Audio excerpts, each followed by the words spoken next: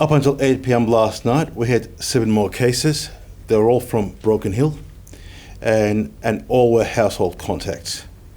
This brings the total number of confirmed cases to 262 across the region.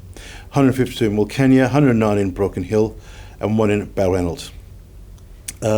This week's total recovered cases increased by 9 as of yesterday to 178.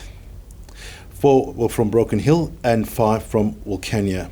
So this brings our total active cases to 83, 62 in Broken Hill, and now only 21 in Wilcannia.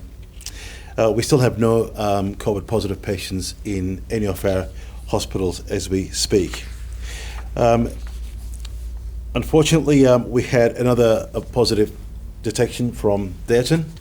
This is now 5th, in fact, in a row, but we still don't have a positive case as yet. We are testing. Osmar are out today, helping our teams out there with testing, so we expect to see more people to come forward, and we would hope that we get to the bottom of this. It is unusual, however, for us not to have had some positive cases, given that the first detection took place on the 16th of September, which is now more than 2 weeks. It is highly unusual. Just to remind everybody that we are running a number of clinics in the region, so please check our website. They're all listed there. So I just want to give you a bit of an update on our vaccination rates. So this is usually the data that I normally give a weekly update. So this is by postcode again, not LGA. Wentworth first dose is just under 81%. Second dose is just under 60%. Balranald is 85% first dose, 54.4% second dose. Dayton 78% first dose, 52% second dose. Euston is 77.5% first dose, 34% second dose. Golgol is just under 76% first dose and 54% second dose. Boronga's 90% first dose and just under 49% second dose. Wilcannia Whitecliff's 71% first dose and 57% second dose. Again, I want to highlight for Wilcannia, that number includes all the residents. As I said, there are a large number of residents who are COVID positive, were not vaccinated, and they can't be vaccinated for at least another 2 to 3 months. So they're not, they're included in these numbers, but they're not eligible at the moment. If you take them out, the numbers actually is around 85%. That's our certainly data is 85% first dose and about 64% second dose. Ivanhoe is 87% first dose and just under 70% second dose. Menindee again starring 94% first dose and 80% second dose. Broken Hill / unincorporated 90% first dose and just reached 70% second dose. Overall, for 16 years plus, the region actually is sitting at just under 86% first dose and 63.4% second dose. So look, that certainly is, as you can see, in terms of first dose, we are doing really well right across the region. Second dose, there's some amazing pockets where we're doing really well. Other areas we don't. I think the encouraging part about that is that the difficult part really is always getting the first dose.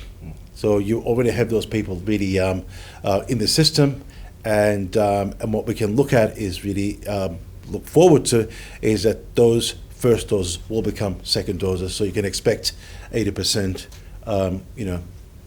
By the end of, certainly our projection is by the end of October, early November, we expect to reach 80% right across the region. We are looking at this data very carefully in terms of our planning of vaccination clinics. So again, our aim is to making sure that we all get there 80% collectively, not have broken 95% where the majority of our people live, and then some place like Euston, it's 30%. But when you can mix the two together, the average looks fantastic. But it obviously overshadows the fact that we've got a small town that is not quite there yet. So that's really our aim. The Alma Oval is open again, will be open again, sorry, as of tomorrow for a week. This is really just to increase our testing numbers in the region, although we are seeing a change in pattern in terms of household contacts in Broken Hill. So we are seeing more people infected from existing or known households. For example, yesterday we had 7, big number, but they're all green in that they were not infectious when they were, they were not out of the community when they were infectious. So that's a really a positive news. I do want to highlight just a couple of other points. For Wilcannia in particular, as you know, there is the TGA, or the ATAGI advice is that if you have contracted the virus and you are not vaccinated, you usually wait up to 6 months before you receive your first dose. However, for Menindee and certain large parts of Broken Hill as well, that's been reduced to 2 to 3 months. And that's the advice certainly from the Chief Health Officer. So we'll be making sure that we're contacting those individuals to really prep them up for their first dose. I know that a number of people actually have come forward, certainly from Wilcannia, wanting the injection now.